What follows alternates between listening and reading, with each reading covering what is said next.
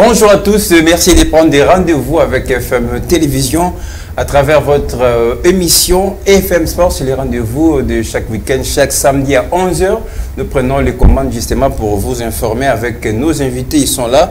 On va vous parler de l'actualité sportive en RDC, mais d'abord, on va commencer en dehors de nos frontières puisque, vous le savez, depuis hier, la Renaissance de Berkane a décroché son deuxième ticket, je dirais, son deuxième titre de la Coupe de la Confédération africaine et en battant la formation sud-africaine d'Orlando Pirates par 5 tirs contre 4. Ainsi, ce qui couronne évidemment l'entraîneur congolais Jean-Florent Ibenge après 2 finales perdues avec la SV Club de Kinshasa. On en parlera et au cours de cette émission. Et puis sachez que la RDC sera opposée au Gabon pour le début des éliminatoires de la CAN Côte d'Ivoire 2023. La liste du sélectionneur national Hector Cooper est désormais publique avec quelques absences ultra importantes. Et quel projet pour les Léopards après l'échec de la Coupe du Monde? Ça également, ça fera l'objet au cours de cette émission. En Vodacom Ligue 1, la FECOFA et la Lina Foot ont repoussé d'une semaine la reprise du championnat afin de permettre aux équipes de se préparer, de se mettre en ordre. Mais ça sera aussi un long débat qui va nous départager l'esprit. Il y aura beaucoup d'agitation à ces sujets au cours de ces sujets. Mais on va terminer très loin de nous. On va parler de la première ligue anglaise. Mano à mano entre Manchester City et Liverpool. Une seule longueur sépare les deux protagonistes qui jouent le titre demain dimanche. Quel enjeu, dernière journée, quel suspense, ça également on va en parler. Mais d'abord avec quelqu'un qui passe chez nous pour la première fois sur le plateau de FM Sport. Je reçois Jean-Pierre Kaniki. Bonjour et bienvenue. Bonjour à toi et merci comme ça à tous les amoureux du ballon rond qui suivent FM Télévision. Je suis très content et c'est vraiment une immense joie d'y passer pour une première fois ici et surtout au Conjugué Sport qui est vraiment notre repas de nos journalistes sportifs de chaque jour. Et je pense que le débat sera au rendez-vous. On pourra encore. Et quand on regarde également le menu, la sélection d'aujourd'hui, je pense qu'il y aura à boire et à manger. Ouais, exactement. C'est surtout que nous sommes remplis de haine avec cette Ligue des Champions qui ne se redémarre pas jusqu'à présent et de l'autre côté avec la liste d'Hector Cooper qui a beaucoup de mots qui essaient de se dire dans cette sélection et je pense qu'on aura vraiment assez nourrir. Il faut partir pour un nouveau projet après l'échec, je le disais tout à l'heure au début, après la Coupe du Monde. N'est-ce pas? Et ça, c'est un nouveau projet qui doit commencer avec Hector Cooper. Rodrigo avec nous, bonjour. Bonjour Lionel, je suis très content encore de revenir. Nous sommes un peu chanceux, je le dirais comme ça, de vous avoir à 2 reprises à une seule semaine. Ça n'arrive pas tout le temps, mais déjà la liste d'Hector Cooper, ça fait parler, ça fait fâcher en quelque sorte. Ça devait faire parler, mais fâcher, je ne pense pas. Très bien. Je crois qu'il y a des explications par rapport aux absents, par rapport à ceux qui ne sont pas vraiment présents. Des absences importantes, en tout cas. Oui, bon, ça on va en parler. Le temps pour moi de recevoir également un de nos habitués, quelqu'un de la maison, Arissot Pelli. Bonjour et bienvenue. Bonjour Lionel Ngolé, bonjour à nos très chers téléspectateurs qui nous suivent en ce net moment. Et je vous ai vu en tout cas votre attention hier lors de cette finale qui a opposé la Renaissance de Berkane et puis Orlando Pirates. Il y avait l'intérêt puisque là c'est Ibenge qui jouait, qui représentait en quelque sorte la RDC. Exactement, donc hier il y avait tous les Congolais qui étaient scotchés en regardant cette finale. Tout le monde soutenait la Renaissance sportive de Berkane en espérant arracher une coupe, une deuxième. Déjà, félicitations à Jean-Florent Ibenge, justement, aux internationaux congolais, très bien. notamment Muzungu et... qui ont pris part à cette finale, qui nous ont représenté en quelque sorte. Donc ça va faire l'objet de notre émission, on va en parler tout à l'heure. C'est donc parti pour les 45 minutes plus les temps additionnels. Nos invités, FM Sport, les débats sont lancés.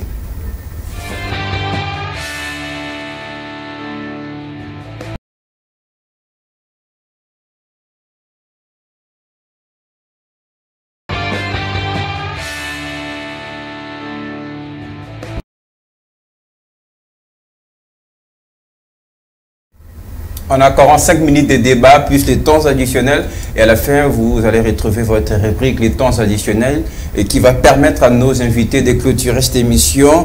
Et on va commencer avec déjà les débats comme je l'ai annoncé tout à l'heure. C'est Ibenge qui gagne avec cette formation marocaine. Ibenge qui, après avoir raté 2 fois la finale africaine, Ibenge s'y rachète, Ibenge gagne en tout cas pour sa première fois, mais avec la formation marocaine. Quelle est votre impression, Jean-Pierre Kanik? Bien sûr que le coach Ibenge aille à mettre du J et du tennis comme il fallait pour qu'il puisse mériter cette coupe. Déjà, regardons le parcours durant cette compétition avec cette équipe marocaine du côté. Penalty ni moja. Thembinkosi Loche sasa ndiye ambaye anakwenda kupiga penalty ya pili kwa upande wa Orlando Pirates.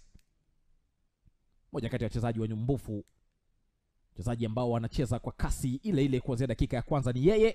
Thembinkosi Loche dhidi ya Hamza Hamiani. Anahesabu hatua zake, kipenga cha mwamuzi Jean Sikazwe kimesikika. Narudi nyuma hatua moja, Thembinkosi ameondoa mpira, Hamza Hamiani Agbi wameshika mioyo yao. Haya, Brahim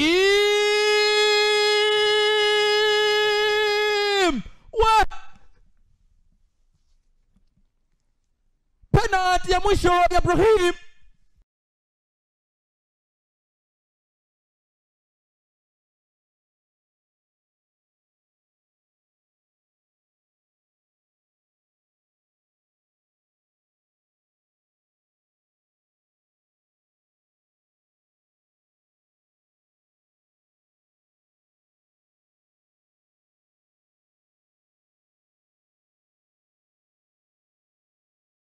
Élément de Botswana. L'ensemble, on appelle ça toujours on peut tout relancer. Vous comprenez? Genre, élément de Botswana. Moi, c'est un sabattu Robiwana. Comme ça, au balancer, on tente toujours les lambes. Et on doit checker.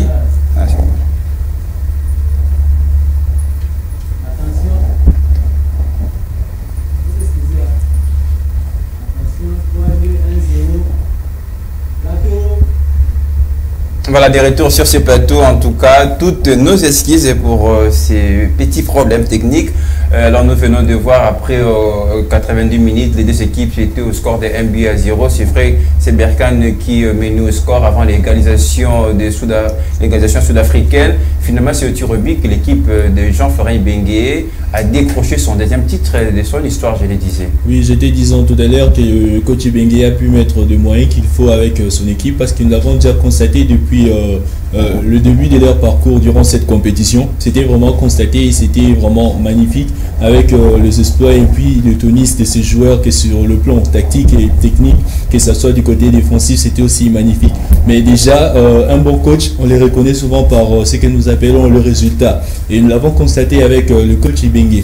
Il est arrivé jusqu'en finale et remporté. Et les matchs qui s'affichaient vraiment amplement discutables, nous l'avons constaté jusqu'à arriver au tir au but. C'était vraiment un match discuté. Mais ce n'était pas l'occasion pour le poulain du coach Ibenge de baisser les bras. Mais c'était plutôt toujours l'occasion de prendre les épices fournies par leur fater, donc leur coach Ibenge, pour donner le plus et aller avec ça jusqu'à la fin. Et ils ont gagné par le tir au but. C'est déjà magnifique pour le coach Ibenge qui a représenté avec les autres athlètes la République démocratique du Congo. Mais attention, les débats qui s'est fait dans les coulisses et ces derniers temps même dans les réseaux sociaux, c'est de dire que lorsqu'il était peut-être ici en République démocratique du Congo, il n'a pas pu faire cela. Nous ne sommes pas dans le même milieu, ce qu'il faut retenir. Nous ne sommes pas dans un milieu. Il n'est pas fait chez soi aussi. C'est ça, exactement. Nous ne sommes pas dans le même milieu sportif. Peut-être le moyen mis en jeu pour le coach Ibenge avec Renaissance de Berkane, peut-être n'était pas le même moyen mis en jeu pour Ibenge avec l'association sportive Vita Club par exemple. Donc s'il faut vraiment comparer les deux milieux, je ne pense pas que c'est vraiment un débat qui est mieux placé, mais nous pouvons dire que félicitations au coach Ibenge. Merci beaucoup Jean-Pierre Kanik déjà pour cette très belle analyse. Et Rodrigo, vous avez la parole. Et c'est vrai que c'était une finale où on a vu l'équipe de Jean-Florent Ibenge qui n'a pas totalement été à son grand jour. D'ailleurs, il faut dire qu'il s'est fait rejoindre au score en toute dernière minute de la rencontre. Mais c'est quand même une équipe qu'on peut reconnaître un très bon parcours pendant la compétition qui n'a pas perdu un seul match à domicile. Exactement. Florent Ibenge, il faut le reconnaître qu'il n'est pas aussi fort que ça en tactique. C'est un coach qui sait mettre en place ce qu'il faut pour qu'on puisse avoir de buts, ou bien comment est-ce qu'il peut faire pour qu'il puisse avoir de résultats, de bons résultats. Avec Florent Ibenge, lorsqu'il était à Vita Club, malgré tout qu'il n'a pas eu à faire ce qu'il a fait là-bas au Berkane, mais on peut toujours le féliciter, on le reconnaît, on doit toujours le reconnaître. Mais tout à l'heure, Jean-Pierre a parlé de l'environnement du travail pour Jean-Florent Ibenge. Peut-être qu'il n'avait pas les mêmes conditions quand il était à la SV Club à l'époque. Tout ça, ça compte aussi la pression. Moi, je dirais aussi la pression parce que Florent Ibenge, depuis qu'il est parti au Berkane, on l'avait déjà dit que non, s'il ne donne pas de résultats qu'il faut, ils vont carrément le foutre dehors. Et là, et déjà avec cette coupe qui donne la deuxième de l'histoire de cette équipe, de cette formation marocaine, et ce qu'il faut dire, Ibenge sauve encore son parcours, sauve encore son contrat avec la Renaissance de Berkane. D'ailleurs, d'abord, il faut lui dire que non, le parcours de Florent Ibenge était exceptionnel déjà, avec ce qu'il a fait avec le Léopard. Et de même avec l'SVT Club, et aujourd'hui il vient encore de les confirmer. C'est une chose qu'on doit toujours se dire en domaine de coaching, la République du Congo, il a quand même de tête. On a de Tissingoma, ils sont qualifiés, surtout le background de Tissingoma, on peut le dire. De même encore Florent Ibenge, il y a encore Sengi Beni, il y a beaucoup de choses. Et c'est toujours une grande... c'est toujours, comment dirais-je, nous sommes toujours fiers de pouvoir voir de telles personnes et voir comment est-ce qu'ils arrivent à monter très haut le drapeau de la République du Congo. À Rissot Pelli, tout à l'heure, je parlais du parcours de Jean-Florent Ibenge, mais il faut signaler que c'est Jean-Florent Ibenge qui a réussi dans son parcours avec la Renaissance de Berkane à écarter sur son chemin les TP Mazembe. Exactement. Premièrement, félicitations à Florent Ibenge après un parcours très élogieux dans cette compétition africaine. On verra très bien que la Renaissance sportive remportait sa deuxième coupe en 3 ans.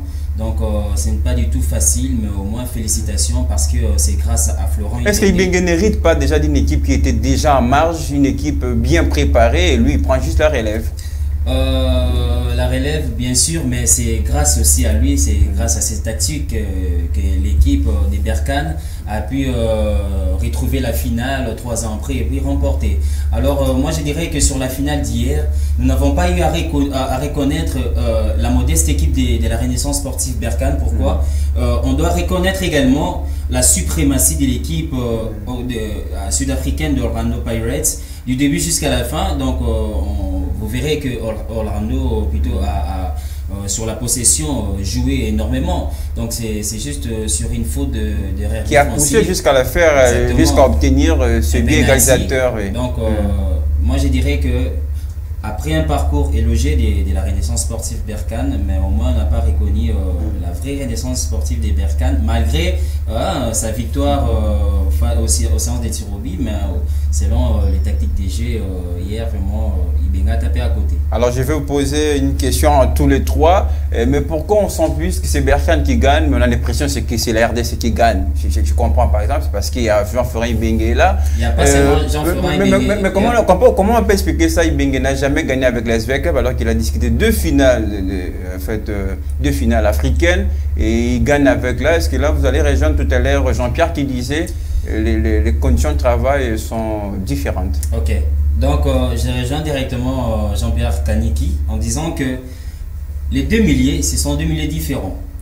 La RDC, le Maroc, deux pays différents, des grandes nations du football, mais je sais que sur le plan milieu, le milieu marocain, là-bas il y a plus de sérieux. Nous voyons très bien que les championnats Boto, la Ligue du Maroc est bien organisée par rapport à la Lina Foot. Et, là, il faut qu'on se le dise. Là-bas, il y a du sérieux. Alors, nous avons un problème ici avec nos équipes congolaises. Donc, ils ont un problème. Donc, la légèreté prône beaucoup dans nos clubs qui n'ont ici dans nos clubs congolais. Donc, moi, je vais vous rappeler, par exemple, en 2014, quand Ibenge rate avec V-Club, la finale, V-Club avait une équipe de qualité à cette époque. V-Club avait de très bons joueurs. Hein. Exactement. Exactement. Mais attention, mais le problème, c'est qu'aussi, il ne faut pas oublier que le football est la science du réalisme. Ça veut dire quoi? Le coach, nous l'avons vu, Hector Cooper par exemple, je donne cet exemple avec Hector Cooper. Hector Cooper, c'est le meilleur de l'Égypte à l'époque. Hector Cooper a mené les Égyptiens vers des finales et des finales et des finales. Mais la question qu'on devrait se poser, le même stratégie qui nous apporte Hector Cooper avec la République démocratique du Congo, est-ce que ce ne sont pas le même critère, ce ne sont pas la même manière d'agir ou de réfléchir en tant que coach de l'autre côté de l'Égypte? C'est pour dire, le milieu et le réalisme, ce sont des choses qui viennent souvent au rendez-vous avec le football.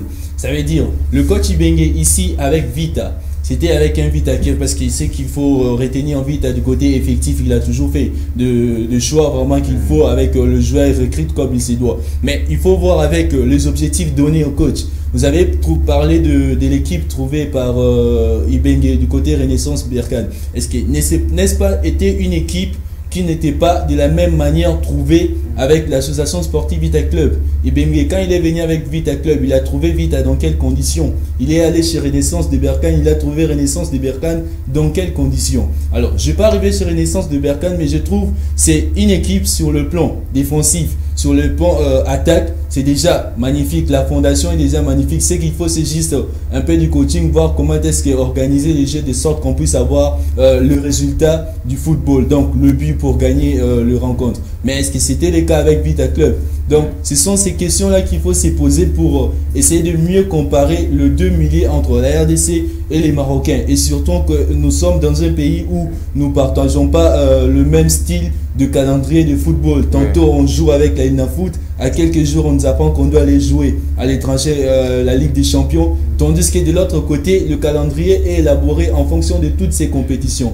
Donc, il faut mettre ça en mentalité. En parlant de notre championnat, avec ce système de beaucoup de reports, alors Rodrigo, et je veux en tout cas vous inviter aussi à ces débats. Est-ce que c'est Ibenge qui change, c'est l'homme Ibenge qui change, ou c'est peut-être qu'il croise un nouveau projet avec cette équipe marocaine? Mais c'est pas qu'Ibenge change. Il faut le savoir une chose. Il faut plutôt savoir une chose. À l'époque où Ibenge a accepté de signer avec l'AS Vita Club, est-ce qu'il y avait des objectifs fixés pour Ibenge pour qu'il puisse amener Vita Club plus loin? Non, je ne pense pas. Mais quand on arrive déjà en finale, on joue une finale d'une compétition. Là, je pense que l'objectif est très clair, c'est de gagner la finale. Je le sais. Florent Ibenge, lorsqu'il a signé avec Berkane, il y avait des objectifs. On lui a dit, nous voulons la coupe. S'il n'y en a pas, tu pars. Mais il y a les conditions qui s'en suivent après. C'est vrai de donner à quelqu'un l'objectif, mais mettez les moyens également pour lui permettre d'atteindre. À l'AS Vita Club, Florent Ibenge avait des moyens. Alors, mais sérieusement, vous ne pouvez pas me dire que non, Florent Ibenge n'avait pas de moyens. Lionel Ngolo, je voudrais rajouter sur ce que Rodrigo Kabang vient de dire. Vous savez que dans chaque équipe, il y a des objectifs placés. Je m'en souviens très bien, la dernière année de Florent Ibenge au sein de l'ASV Club. Ils ont placé l'objectif, non, l'ASV Club veut atteindre uniquement la phase des groupes. Je me souviens très bien. L'ASV Club veut atteindre uniquement la phase des groupes de la Ligue des Champions. Alors, arrivé à Berkane, les dirigeants du club disent que non, nous avons besoin d'une coupe. Il y a déjà une différence. Et surtout que lorsqu'on parle d'un coach qui arrive, qui ne trouve pas par exemple des objectifs comme a dit mon confrère tout à l'heure. Mais attention, je ne peux pas trouver des objectifs. Mais moi en tant que coach, je viens avec des objectifs. Vous avez donné l'exemple d'arriver en finale. Comme tout coach, lorsque je joue avec une équipe dans une compétition, l'idée c'est de gagner cette coupe-là. Parce qu'au-delà de faire gagner l'équipe, ça compte aussi statistiquement pour le coach qu'il a gagné des coupes avec des clubs, avec telle équipe. Donc, au-delà des objectifs trouvés dans l'équipe, il faut toujours retenir qu'au niveau de sa tête, le coach vient déjà aussi avec ses propres objectifs. C'est comme un président de la République qui trouve un chantier avec des objectifs, mais il vient quand même aussi avec ses propres objectifs individuels. Donc, chaque coach a ses objectifs moi, je pense que c'est très clair. Qui permet à l'équipe aussi. À l'entraîneur de jouer sa part, d'amener aussi ses objectifs ou de réaliser. Mais les clubs également qui doivent accompagner évidemment ces projets. Alors, puisqu'on va terminer, il y a bien d'autres sujets qui nous attendent juste après. Dernière question, on aura 30 secondes pour répondre. Et je commence avec vous, Rodrigo. Qu'est-ce qui va se passer maintenant avec Jean-Florent Ibenge? Là, il atteint ses objectifs avec cette équipe. Il vient de remporter une compétition africaine. D'ailleurs, c'est la deuxième fois pour cette équipe marocaine. Jean-Florent Ibenge a sauvé sa saison, a sauvé son contrat avec la Renaissance sportive Berkane. Florent Ibenge d'abord, il faut savoir que c'est un homme ambitieux. Et il continue toujours d'aller trop loin avec ses quêtes et tout. Comme il a fait rêver le René du Maroc. Et je pense qu'il va encore faire mieux. Il va encore aller de l'avant et il va encore chercher à avoir encore plus et plus.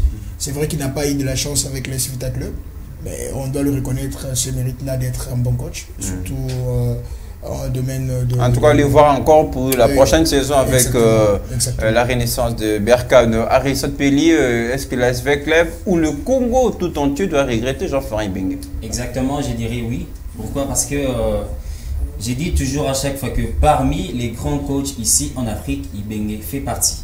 Alors, Ibenge était critiqué là-bas, il faisait des résultats négatifs au sein de leur championnat là-bas au Maroc. Et les supporters demandaient à ce que Ibenge soit viré. Mais au moins, il s'est racheté en leur donnant une coupe de la Confédération. Je dirais que je crois plutôt que Ibenge sera reconduit à la tête de la Renaissance sportive Berkane pour la saison prochaine.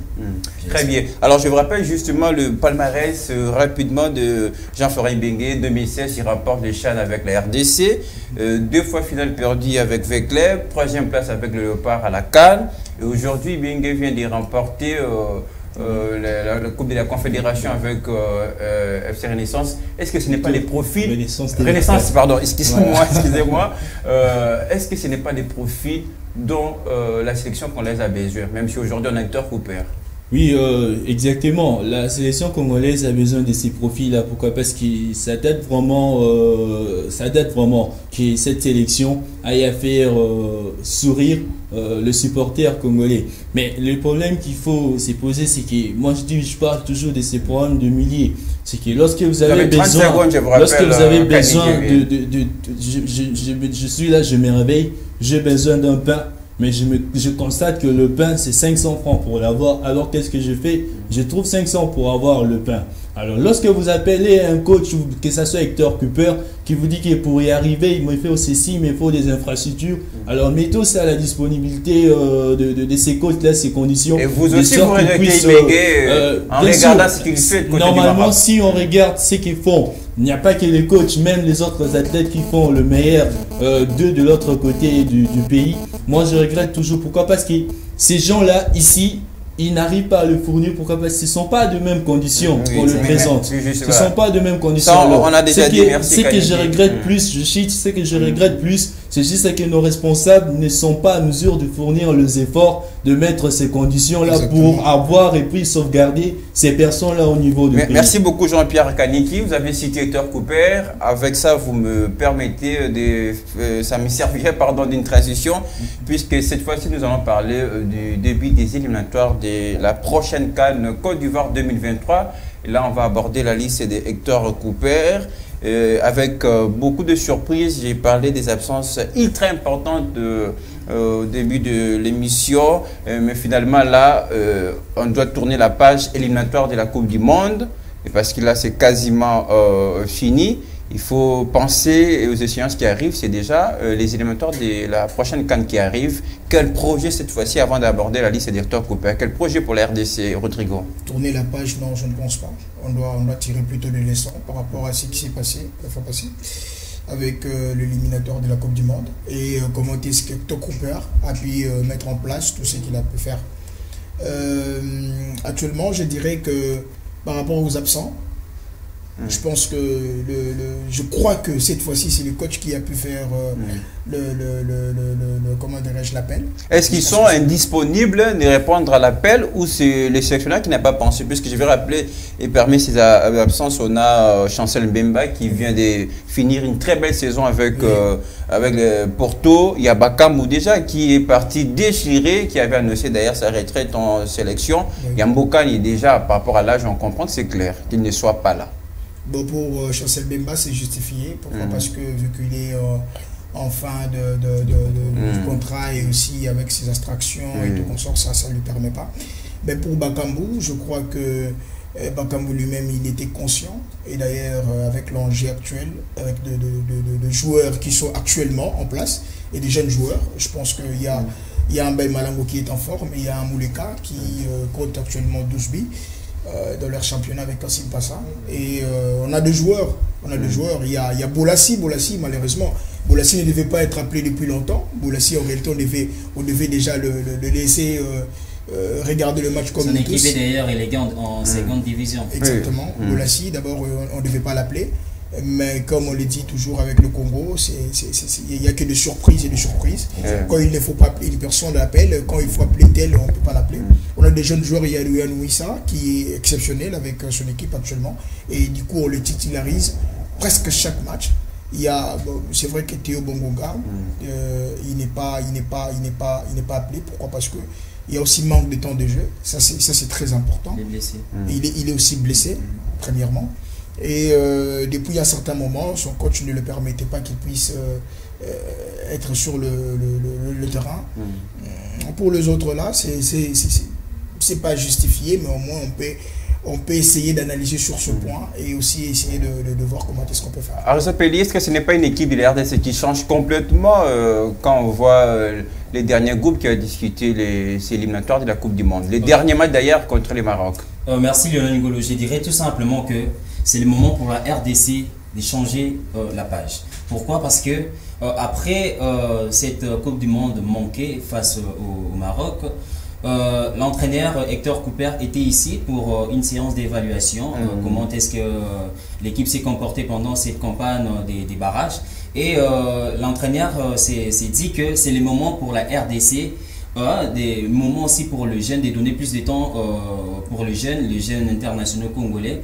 Donc la RDC doit changer des pages et à présent Hector Cooper doit qualifier la RDC pour la prochaine édition de la CAN qui se jouera en Côte d'Ivoire l'année prochaine. Alors concernant les absences, moi je dirais que Théo Bongonda qui est blessé déjà, nous les connaissons.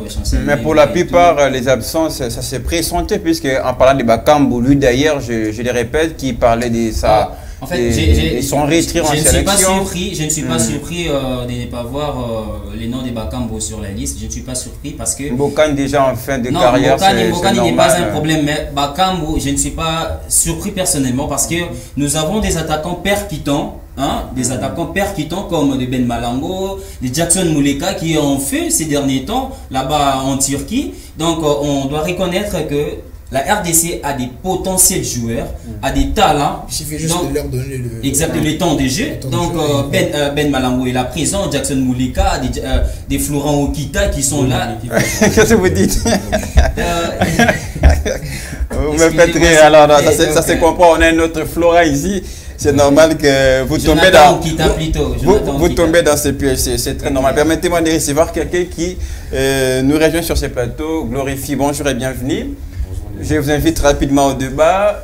Est-ce que ce n'est pas le temps pour la RDC de tourner la page, c'est-à-dire une génération qui passe et une autre qui arrive, qu'il faut faire confiance à ces jeunes? En regardant cette liste de 25 léopards d'Hector Cooper, est-ce qu'il faut dire clairement que nous tournons la page? Eh ben oui, on doit reconnaître cela parce que nous avons envie de nouvelles têtes sur la liste de Hector Cooper, des personnes que Hector Cooper a encore donné chance. Et avec eux, je pense que nous pouvons nous attendre à quelque chose de bien.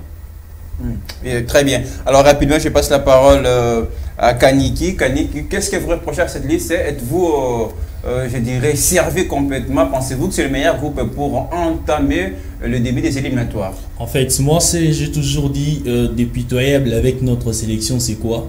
C'est que, bien sûr, on parle des absents, on a donné des raisons, blessures, tout ça. Je ne suis pas là-bas parce qu'en fait, l'effectif d'une équipe de football ne dépend pas d'individualité, mais plutôt de tout le monde, en fait, de la masse. Mais le problème, c'est qu'on va aujourd'hui connaître, peut-être, on parle de tourner de la page, on a fait une nouvelle liste pour le match face aux Gabonais. Mais lorsqu'on va peut-être gagner, on va peut-être se retrouver avec les Soudanais. Ça sera encore une autre liste qui va être faite. C'est ce qui fait mal en fait. Pourquoi? Parce que notre pays, si vous regardez avec la génération Santa Maria, comme j'aime l'appeler, la génération des Mutubi et des Santos, il y avait ces problèmes, il n'y avait pas ces problèmes. On savait que quand Bedi Benza n'est pas là, on sait qu'il peut y avoir un Deo Kanda. C'était des joueurs en fait qui étaient là toujours. On parlait même des 10 équipes, 10 qui sont préparées, 10 qui sont de l'autre côté préparées. Mais de nos jours, les problèmes c'est quoi en fait? Nous avons l'équipe change. Oui, l'équipe change. Pourquoi? Parce qu'il n'y a pas cette familiarisation avec l'équipe. Ça veut dire quoi? Nous savons que nous jouons avec le Gabon. Alors, on sait que pour jouer avec le Gabon, on doit se préparer. Mais cette préparation va se faire peut-être en 2 ou 3 jours. Attendez, bientôt vous allez voir les entraînements qui vont commencer. Ça sera peut-être 2, 3 séances. Après, nous allons voyager pour de l'autre côté. Mais je vous apprends à essayer de vous connecter sur Internet. Vous allez apprendre que l'équipe gabonaise, sa sélection, sur la qualité des effectifs, sur la qualité de la sélection, là, vous êtes d'accord avec les sélectionneurs? Non, moi je ne suis pas d'accord avec les sélectionneurs. Pourquoi? Parce que cette qualité ne dépend pas à 100% du coach Hector Cooper. Si vous regardez bien, il a été demandé à Hector Cooper de faire cette élection depuis longtemps. Mais il n'arrivait pas à le faire. Mais c'est après qu'on apprend, il y a réunion avec qui? La FECOFA, qui est toujours à la base de l'échec. Mais avec la FECOFA, c'était pour une très bonne cause. Il fallait passer à l'évaluation. Il fallait passer à l'évaluation, bien sûr. Mais attends, quand vous faites cette évaluation, comment vous l'avez fait? Nous avons lu sur actualité.cd le compte rendu de cette évaluation. C'était pas une évaluation, d'autres termes, ça devrait avoir un nom. Moi, j'ai croisé les sélectionneurs. Je vous rappelle justement au sortir de cette évaluation, il a dit qu'ils ont tiré des leçons, des mauvaises choses et des bonnes choses. Vous savez, d'ailleurs, il a fait une très bonne promesse. Vous savez, il a fait d'ailleurs une très bonne promesse qui va sera des temps en temps sur place. Je peux être avec mes confrères ici. Mes confrères peuvent gaffer maintenant là dans cet endroit, dans ce plateau. Mais lorsque je vais descendre, on appelle ça en communication soigner l'image de l'interne en fait. Alors, en tant que quelqu'un qui a un contrat, je peux ou ne pas dire du mal en fait. Vous voyez ce qu'a fait Bakambu. Normalement, Bakambu, si ne pointe pas, c'est parce qu'il est parti sous la colère. Merci Kaniki. Oui. Vous voyez donc, Hector Cooper ne permettez à glorifier des points peut-être le temps pour lui aussi de se rattraper par rapport au débat. Est-ce que les problèmes aujourd'hui en parlant de la sélection congolaise, c'est Hector Cooper? Et après, quand même, cet échec de la Coupe du Monde, c'était sur toutes les lèvres. Son départ était en tout cas souhaité. Mais la grande surprise, la FECOFA a renouvelé, a jugé bon des contacts avec Hector Cooper. Est-ce qu'aujourd'hui, c'est lui toujours le problème? Moi, je pense que, comme l'a dit Kani, c'est comme s'il est poussé, en fait. Il y a des personnes derrière lui. Je vous rappelle, Hector Cooper, c'est un entraîneur renommé, quand même. Attention. Là, maintenant, il travaille pour la République démocratique du Congo. Renommé n'est pas un problème avec un bilan. Mais justement, quand vous dites qu'il est poussé aujourd'hui par la fédération, mais ça a été un problème pour la résidence pour qu'il accepte d'avoir une résidence sur place. Attention, vous saviez-vous qu'on reconnaît un bon coach par ses résultats? Voilà. Tu peux arriver jusqu'en finale, même 1000 fois dans une compétition. Mais si tu n'as pas gagné de coupe, tu n'es pas un bon coach. C'est ça la question. Mais vous oubliez aussi, pardon, Rodrigo. Posons-nous la question, s'il vous plaît. Posons-nous la question. Hector Cooper est venu comme coach de la République démocratique du Congo au niveau de la sélection. Quels étaient les objectifs donnés? Et lui-même, qu'est-ce qu'il a dit? C'était justement la part d'atteindre l'objectif, ça n'a pas marché, mais c'est vrai, aujourd'hui, Hector Cooper n'a pas atteint son objectif, qui d'ailleurs a marqué son contrat avec la RDC, c'était un contrat d'objectif. Mais Hector Cooper est arrivé à les temps qu'il a pris la sélection. C'était très court. Il n'a pas pris assez de temps de préparer son équipe, mais il est directement allé en guerre, mais il nous a amené jusqu'au barrage. Moi, je pense que c'est quelque chose. Il faut savoir une chose. Le Congo, on a toujours été complexé par les entraîneurs parce qu'il a fait ceci et cela. Alors, vous voulez encore regretter Florent? On doit les chanter, on le regrettera toujours. Il a fait son temps. Ouais. Je crois qu'il a marqué son temps, surtout en représentant du Congo. Bon, non, là, on parle d'Hector Cooper. Hector Cooper, sérieusement, je me dis, pour moi, si moi j'étais peut-être le président de la Ligne Foot, j'allais le virer. FECOFA. Du FECOFA, j'allais le virer. Pourquoi? Rapidement. Mais il n'a pas atteint ses objectifs. Mais Lionel Ngol, excusez-moi. Mais là, maintenant, il y a la qualification pour la CAN. Rodrigo Caban, excusez. Vous êtes en train de condamner Hector Cooper. Moi, je ne sais pas pourquoi. Alors qu'il avait signé un contrat de 2 ans avec la RDC. Vous êtes en train de condamner Hector Cooper pour rien. Pour rien. Il faut signaler que Hector Cooper est venu, il ne savait pas les joueurs congolais. Moi, je dirais... La personne a condamné, moi je dirais que c'est Daouda Loupembe. Non. La personne mieux placée, la personne raison pour laquelle il a été viré. Il a été viré.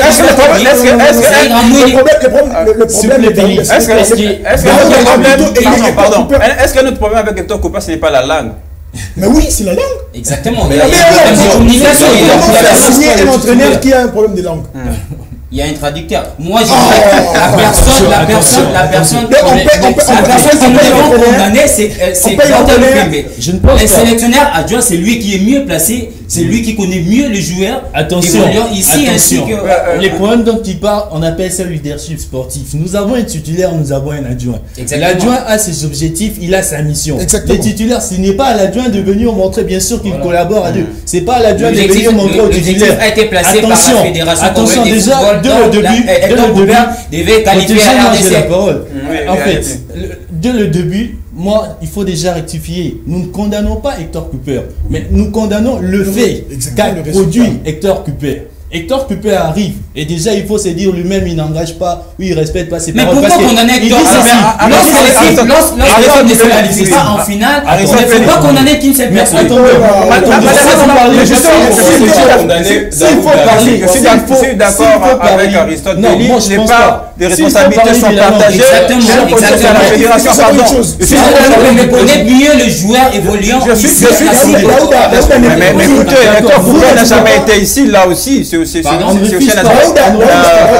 Daouda, vous ne pouvez pas endosser tous ces... Daouda, moi je pense que d'ailleurs l'analyse à faire c'est de partager il faut se le dire, Daouda a aidé plutôt Hector Cooper qui était en difficulté en recrutant plutôt, en faisant signer Hector Cooper. Notre fédération, ils étaient conscients que Daoud avait des problèmes de Hector avait des problèmes de langue. Ils étaient conscients de ça. Mais il ne sera pas les premiers entraîneurs à avoir des problèmes de langue avec une équipe.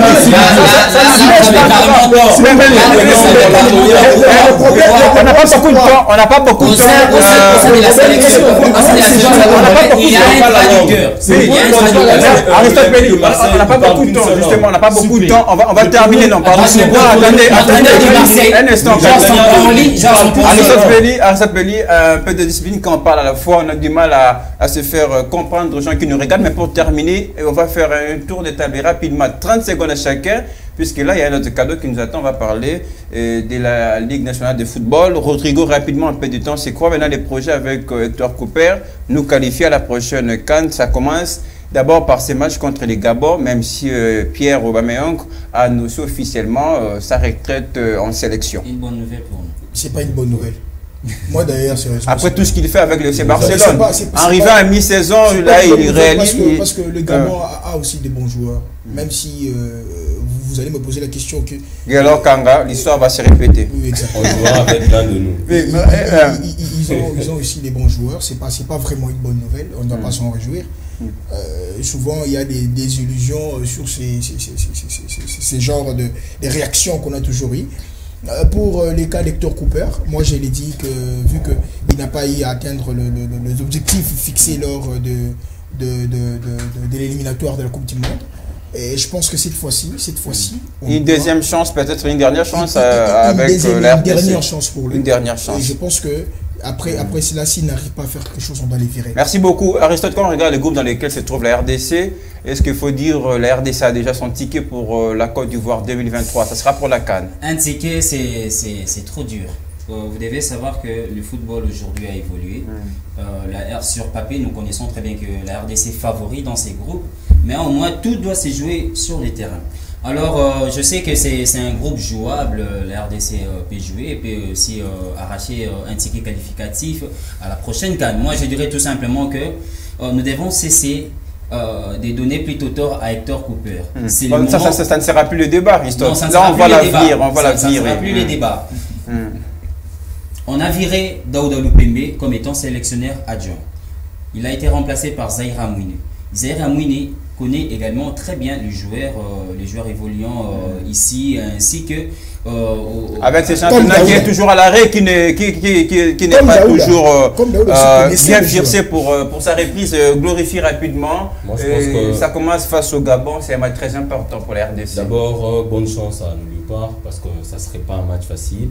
Et je crois qu'avec la liste que nous avions vue dernièrement, on peut toutefois faire confiance en nos joueurs parce qu'ils sont là pour jouer Et avec la motivation de tous nos dirigeants de gauche à droite, je crois qu'ils pourraient nous donner quelque chose de bien.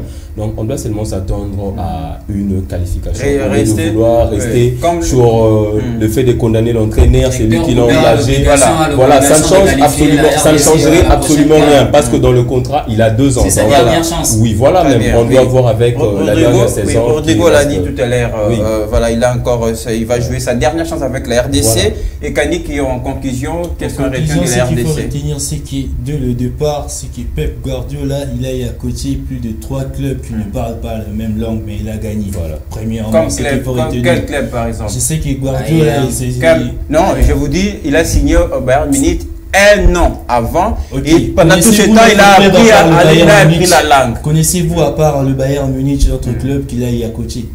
Il y a Manchester City actuellement. Est-ce qu'il pourrait parler correctement anglais aujourd'hui? Il parle anglais. C'est pour dire, c'est pas la langue en fait qui est à la base. Lorsqu'on parle de quoi ça, des moments forts au football, par exemple dans le sport du football, dans la discipline du football, avec un nouveau joueur qui arrive, nouvellement acheté, ou bien un coach qui arrive, il y a ce qu'on appelle période d'intégration.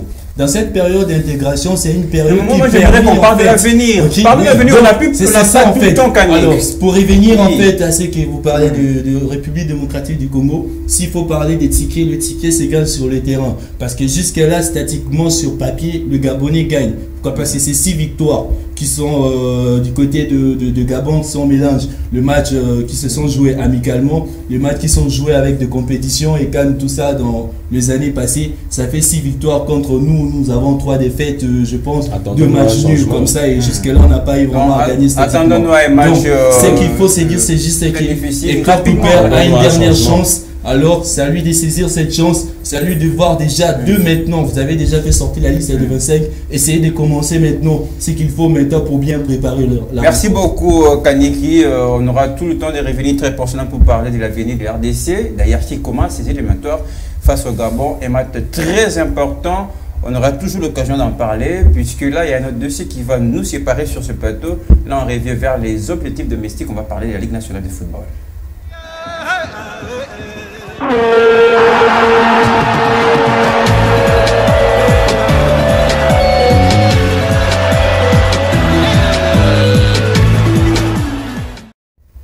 Initialement prévu pour ce dimanche 29, la reprise du championnat, la FECOFA et la Linafoot ont décidé en commun accord de repousser à une semaine la reprise.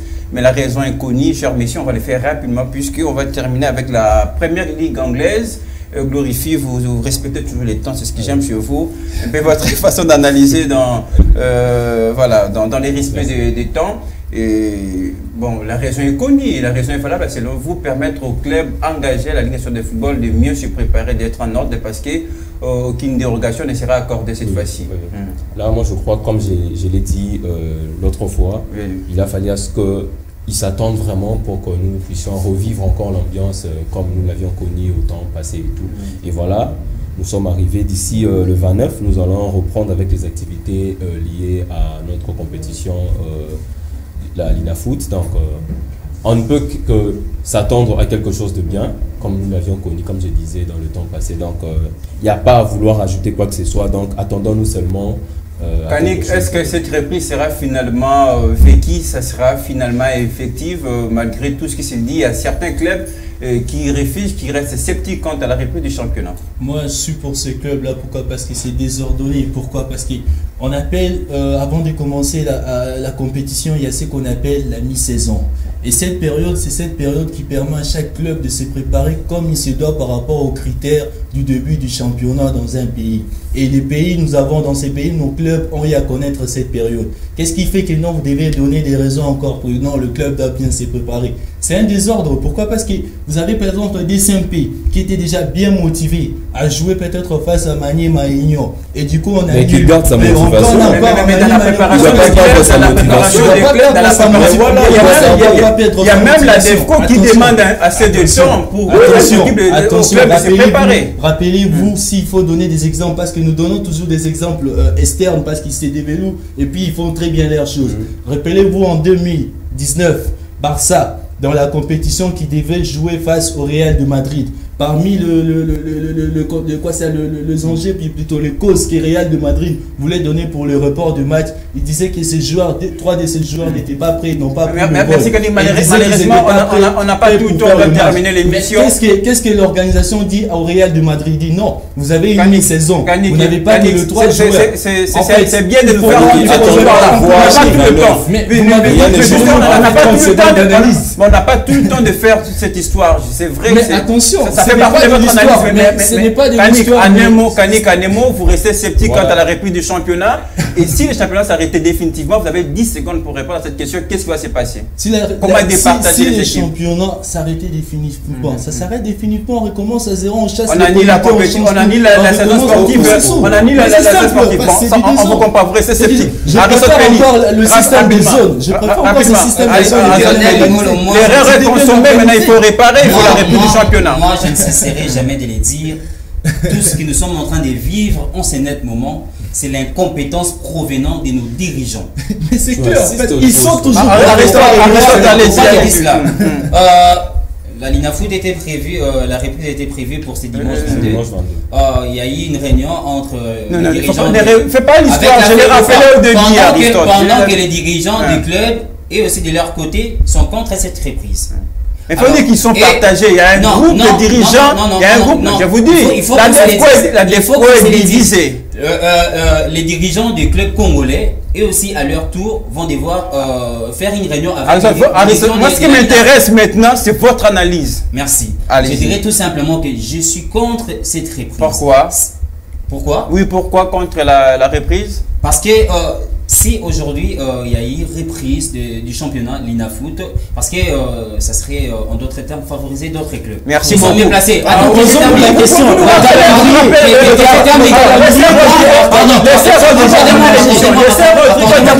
Accordez-moi quelques secondes. Vous voulez faire les débats de l'autre fois. Je dirais tout simplement que terminer l'émission.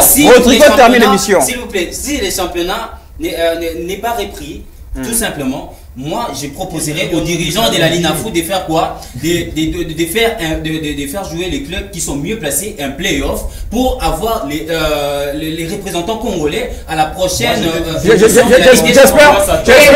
Mal placé. Allez, Rodrigo, merci beaucoup Rodrigo, 30 secondes pour le faire. Je sais que c'est pratiquement impossible, mais on doit laisser la place aux informations. Tout à l'heure, il y a les journaux. Exactement. Je crois que je l'avais dit la fois passée. D'ailleurs, j'étais pas pour la reprise. En fait. Encore, ça vient d'être repoussé d'une semaine. Exactement. Je l'avais dit. Il y avait un problème. Mais oui, je serais le seul parce que c'est quand même une affaire de notre pays. Laissez la bouche qui parler. Il y avait un problème de mise en forme de joueurs. Je pense que après la longue période de trêve où le championnat était arrêté. Exactement, il y a eu des joueurs qui sont partis en vacances. Je dirais en vacances parce que quand je parle des vacances forcées. Mais dans les temps dont les clubs ont besoin, il y a aussi la récupération physique des joueurs.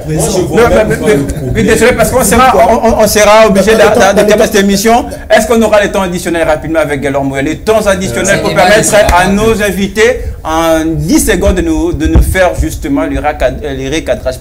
On prend la meilleure, les temps additionnels rapidement avec Galormo.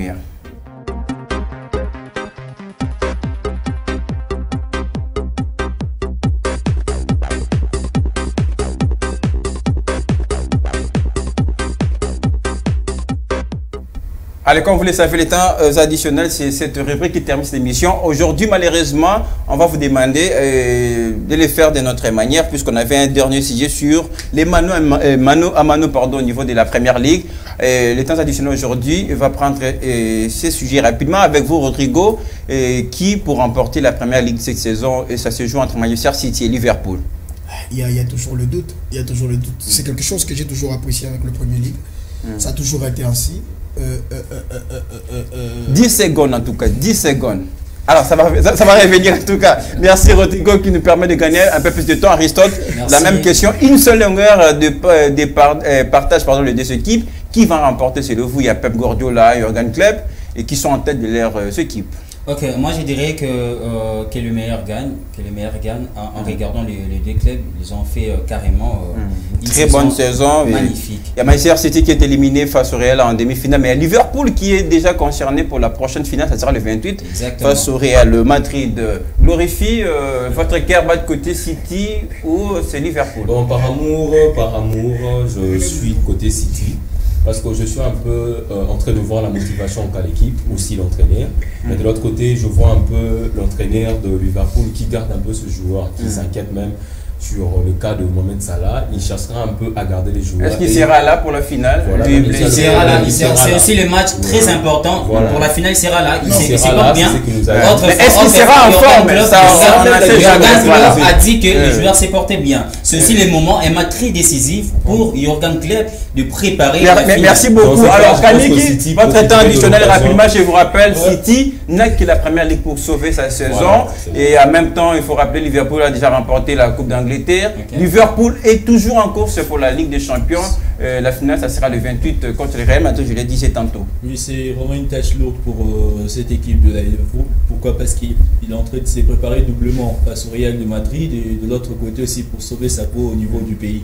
Donc je pense que si déjà il met les enjeux qu'il faut et il met tout ce qu'il faut, il pourra déjà gagner cette double finale. Mais d'un autre côté, il faut citer le Manchester City, ce n'est pas n'importe quel club, c'est l'un des clubs phares du pays. Il faudra aussi sauver sa peau comme vous venez de le dire. Donc ça sera difficile de pronostiquer, mais je pourrais donner quand même mon argument, c'est un match amplement discuté. Très bien, alors ça va se jouer déjà demain dimanche. Manchester City va recevoir Aston Villa et puis Liverpool reçoit à son tour Wolverhampton. Donc la finale c'est déjà demain pour ce qui est de la Première Ligue. C'est vrai que c'était très court puisque là on doit laisser la place aux informations. Merci à Rodrigo, merci à Aristote, merci à Glorify, merci à Jean-Pierre qui faisait son premier passage sur le plateau de FM Sport. Merci à vous également de nous avoir suivis. Merci à toute l'équipe qui nous a aidés à fabriquer ces programmes. Tout de suite, vous retrouvez les informations sur FM Télévision.